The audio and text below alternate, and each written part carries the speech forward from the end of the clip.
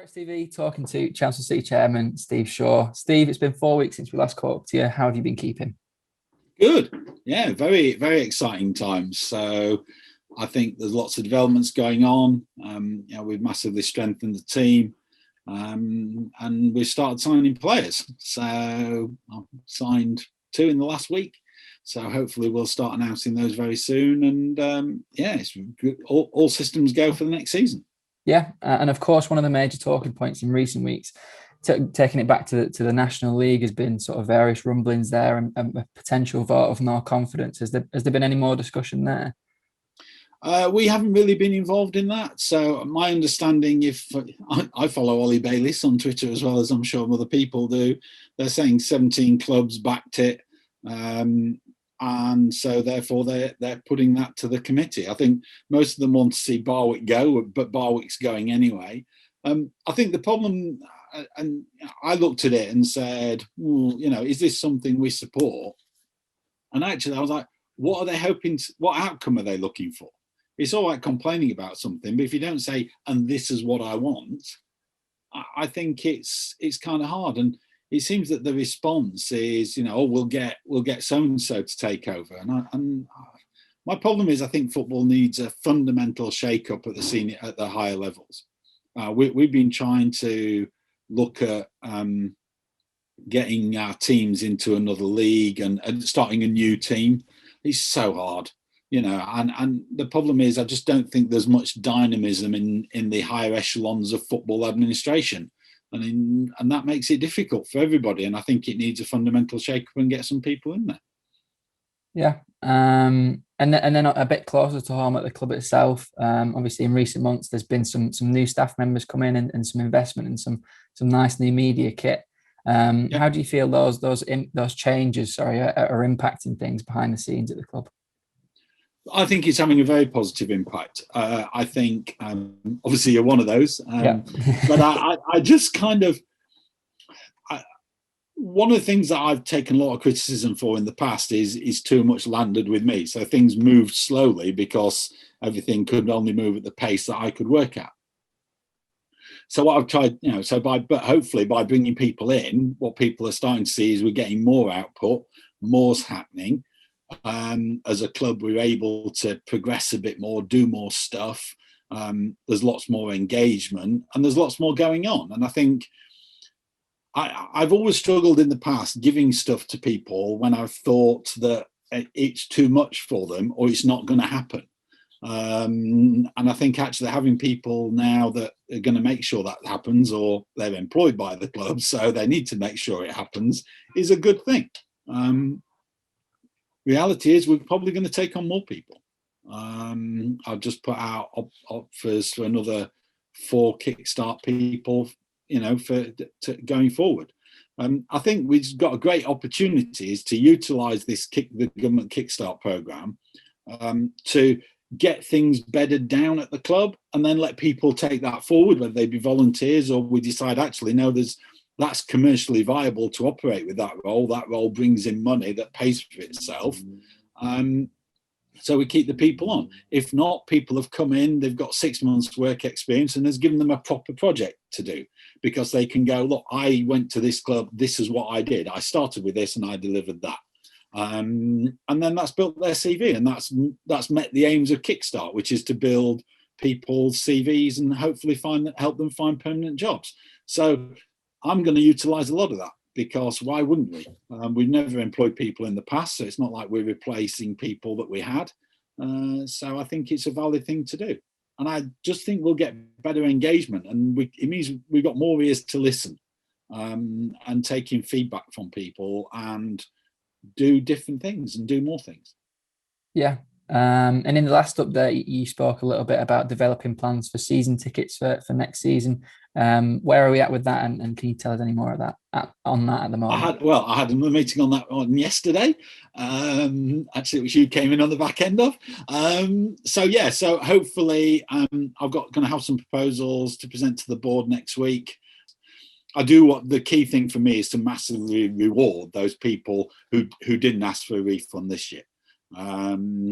I don't want to kind of I've seen lots of clubs do some things that way. Next season's free, that kills, that really hurts financially.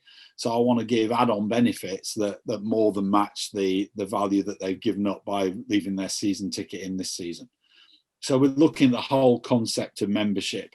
And so we have something, almost an offer for the person who just comes to one game, do this. If you think you might come to 4 to 6 games or even 2 to 10 games, then here's an offer for you. And then anything beyond that is the season ticket kind of offer. So it's trying to make sure we get those and people want to support their club. I know there's a lot of people who would love to take a season ticket because they want to come out, but they can't because work doesn't allow or family commitments. So we're looking to introduce like a membership concept. That's just a little membership card that gives you a bit of discounts. But it makes you a member of the club and opens up what the club has to offer to you. That's the concept we're looking at. So we've got a bit more work to do on that over the next couple of days and see what the board think next week. Yeah. And another talking point in the last update was the potential loan from Sport England, which we were awaiting the arrival of. Where are we at with that? That has arrived. I managed to pay the FA back because they lent us some money to pay the wages at the end of February.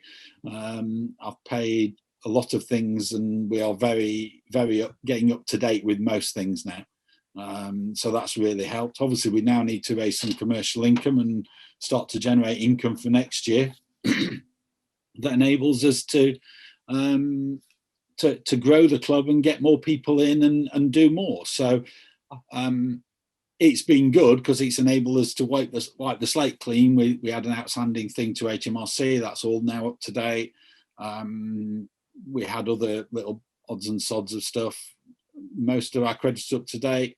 I've just got a couple of long-standing creditors to sort out, and that then, I think we'll be in a much stronger position and have much more clarity going forward. I think the really positive thing for next year is we are starting to get a lot more interest in people wanting to support the club. So I'm very positive about that. Yeah. And the availability of shares for supporters was also mentioned in the last update. Yeah, Can you tell us any more on that? Well, that's the kind of point about I've still got a couple of long-standing shareholder issues to sort out, and once I've done that, one long-standing creditor issues. Once I've done that, then we'll look to communicate what we're going to do about shares. Okay, and moving away from the last update, with the men's first team out of action, are there any plans for the pitch at the AMG Inspire Stadium, and will it be available for any home pre-season friendlies? So at the moment, people will have seen Adam, the groundsman, taking pictures of himself on the vertidrainer, preparing the pitch. And I think I've just ordered 40 tons of top dressing to go on there. So I think this is a great opportunity because you get spring grass. Obviously, we need to fit around the athletics and what they're doing. So, yeah, I mean, we're working on the pitch as right away at this moment in time. Adam's probably on there again today. In terms of pre-season friendlies, I think I know of 5 or 6, I think, so far, of which we're looking to do 3 at home. They'll probably towards the back end of July, beginning of August. Timings, I need to talk to Justin at the athletics centre about when the pitch is available and we don't clash with athletics. But I think they normally expect us to go back on at the beginning of August. So hopefully the August ones won't be a problem. It'll just be the ones at the end of July, which could be tricky. Yeah, and of course, while the men's first team aren't playing, the ladies are still in action in the Premier Play, and there's youth team games as well, aren't there, for people to support? Yeah, I was there. I mean, it was really encouraging. I think we had 94 people watching the ladies' game on Sunday. Great goals, and it enabled us to test out some of the kit as well again. So we had a problem in the first half with the camera just hadn't calibrated properly. Problem is it needed a restart, so we couldn't fix it until half time, but Chris did a great job with that. And it was much better in the second half. I know you, Andy, had the GoPros out, and we got some different photo angles. I understand it was also a learning experience to you, Andrew. don't have them on high res because your battery runs out, and make sure there's no moisture in the camera cover because then it fogs up and you don't get any picture. Every day is a school day. Every day's a school day. So, but that's what we want to do, and I think it's kind of interesting. The ladies are playing this plate, so we're seeing if we can find a way of filming all their games. I don't think we can't stream them because we don't have the bandwidth, but we'll do all their games, and then people can watch it and maybe follow them for the next 3 or 4 weeks, and hopefully they can play and win that competition.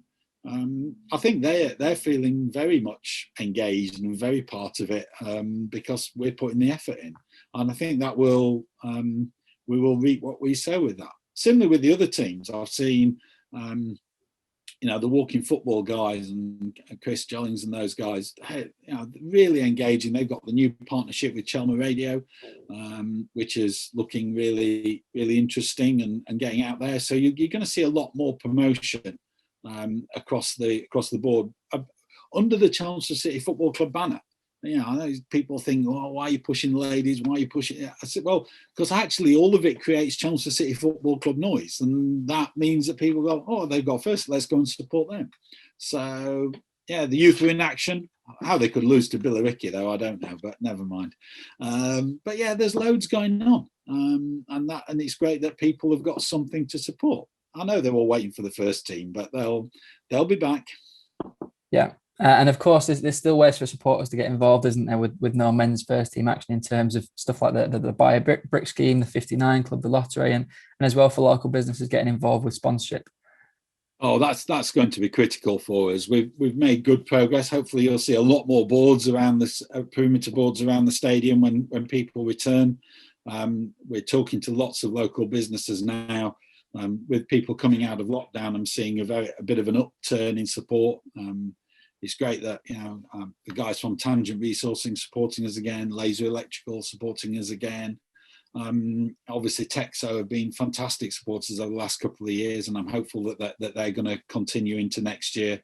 And the MG, they've signed up anyway to the end of next season. So I'm really pleased with the way we are starting to get that support. I'm optimistic that we can start to bring in money and create that sustainability in the club that I know we all think is very, very important. And I think next year is going to be a pivotal year for the club. And I think it's going to be tough though, because hopefully we'll get to a stage where we are almost self-financing. But that means you can't go and blow a load of money on, you can't be paying £600 a week to a player. It's just not realistic at our level. Other clubs believe they can do that. That's because they've got people who want to go and put that money in. But the problem is when that person leaves, the club goes in trouble. So you are just become beholden to an individual, the whims of an individual. And I don't think that's the way that Chelmsford should be going. I think Chelmsford needs to be there for its fans and in the long term and delivering what works for them, not the whims of an individual. It's ironic me saying that. You might go, well, we're bloody having to put up with the whims of you. Well, okay, sometimes you have to put up with the whims, but hopefully not expensive whims. And they're in the spirit of making the club long-term sustainable, because that's what counts. Yeah, brilliant. Unfortunately, we don't have an finally question this week because you've already told us what your favourite cheese is. But thanks for your time, Steve. And we'll look forward to catching up with you again in another 4 weeks' time. Fantastic. All right, good to speak to you, Andrew.